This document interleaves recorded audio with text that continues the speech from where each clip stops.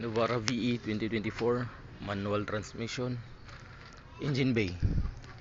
This is the window washer, fluid reservoir, the fuel filter.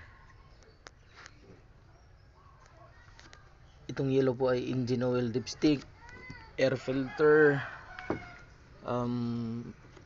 power steering fluid, engine oil filler cap.